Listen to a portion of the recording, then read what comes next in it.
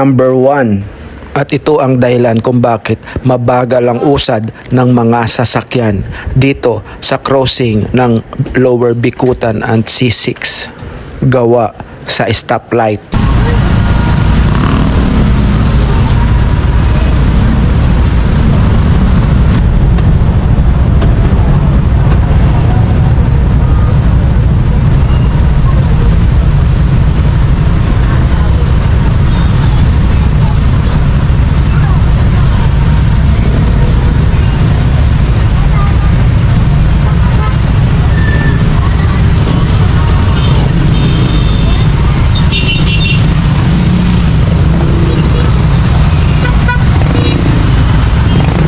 Number 2. Bago makausad ang mga light and heavy equipment ay mga single or motor muna ang nauuna at mahilig itong sumingit at sagabal ito sa mga light and heavy equipment drivers ang mga motor para umusad.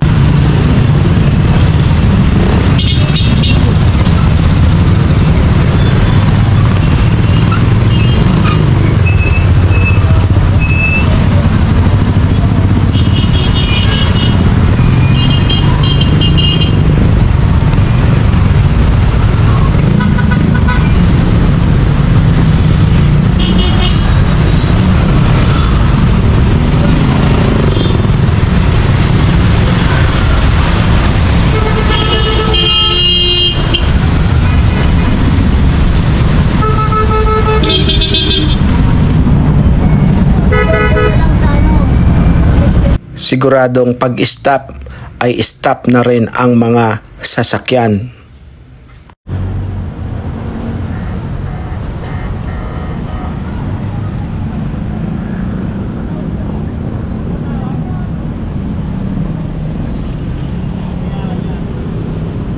Pangatlo, okay lang na mag-counterflow yung galing sa C6 bound to South Luzon Expressway.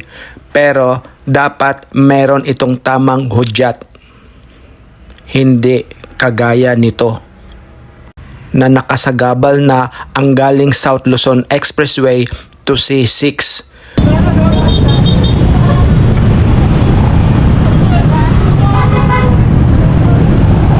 Halos wala ng lane yung galing sa SM Bicutan to C6 kasi nakaharang na kagaya nito.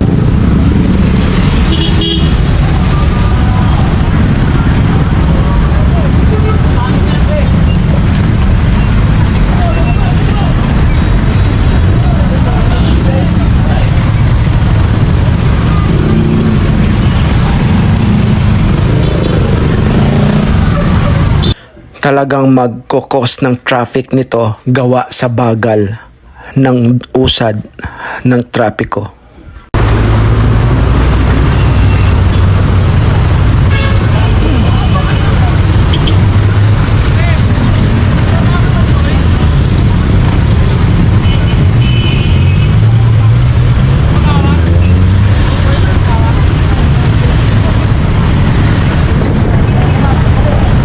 Mula po yan doon sa tapat ng Camp Bagong Diwa ay 3 lanes po yan. Pagdating dito, 1 lane na lang. Kasi yung isang lane para sa mga motor at sa light vehicle or heavy equipment. Iyan po ang isang cause sa grabing trapiko na idinudulot nito sa General Santos Avenue. Mula SM, papunta po dito yan sa C6. Good afternoon, sir. Hi, sir. Taga-Taguig din ako, ano? Napansin ko lang kung bakit tayo matraffic kasi sinusunod natin yung stoplight. Kaya paano kaya kung patayin natin? Go? Parang gaya ng Skyway, sir. MMD po kasi ang kailangan nila makapag-negotiate sa MMD, sir. Para patayin yung stoplight? Ganon? Kailangan, sir, makipag-coordinate pala ang Taguig sa MMDA, ano? Kasi alam mo, isang dahilan kung bakit napaka-traffic, sir, kasi sinusunod natin yung stoplight. Kung ang gagawin natin ay stop, patayin lahat yan, tapos susundin tayo bilang traffic enforcer na bang ganda nun, sir. Kagaya nitong ginagawa nyo dito sa Manuel L. Quezon Avenue. Naka-stop pa pero i-go nyo. Bukod sa napakahaba ng traffic dito, lagpas pa ng Petron, dito sa Manuel L. Quezon Avenue, mabagal pa. Nakakalagpas man pag nag-go, kung hindi 5, 7 or 10 sasakyan lang and then stop. Ganito sana sir, yung hindi na ninyo susundin yung stoplight. Tuloy-tuloy ang daloy ng trapiko po yan. Kung hanggat maaari 5 minutes, buhos nyo sir, buhos nyo para mawala yung traffic. Matagal man, at least mapapasama na yung traffic dun sa likod. At take note sir, wala pong traffic sa C6.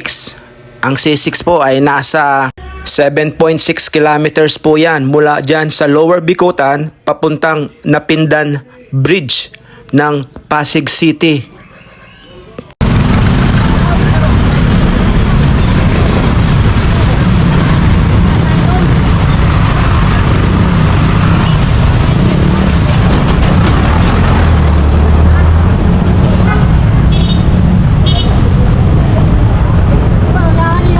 Yung namang naka-assign na traffic enforcer dito sa pedestrian patawid ng sakayan ng tricycle, totally stop mo na. Wag mo nang i-go yung mga pedestrian or yung mga taong natawid para tuloy-tuloy ang daloy ng trapiko. Sige po, i-release nyo yan. Sige lang, i-release nyo yan. Hindi mapupuno ang C6. 7.6 kilometers po yan. Sige lang. Kahit na 5 o 10 minuto pa yan, i-release nyo yan. Sacrifice yung kaliwa at kanan sa Manuel L. Quezon. Walang problema yan at sila naman mamaya ang i-release ninyo. Sige lang po, release nyo po. At napaka-traffic po sa likod. Nasa DOST na po yan. Sige, release lang po. Ignored the stoplight. Naloko na, in-stop na naman. Sayang. Yun po sana ang maganda kung tuloy-tuloy. At isa ko pang suggestion dito, itong mga nakikita ninyo sa video na naka-stop na ito, dapat ito hindi dito sila mag-stop para magamit yung 1 or 2 or 3 lanes pababa na galing South Luzon Expressway. Dapat po sila ay dito mag-stop.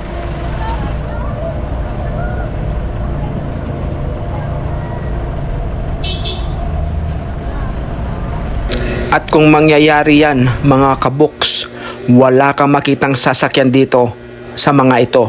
At freeway po yan mula doon sa SM Bicutan papuntang C6. Libre po sana yan.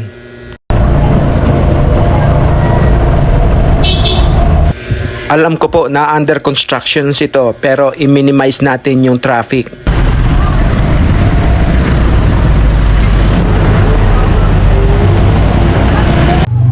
Dapat dito sa kinatatayuan ko, stop na yung mga sasakyan na galing Pasig papuntang South Luzon Expressway para magkaroon din ng freeway yung galing sa Bicutan exit papunta dito sa C6. Ganun lang po yon. Mga kaboks, and naway patuloy niyo pong subaybayan ang aking mga vlogs. Maraming salamat and God bless to us all.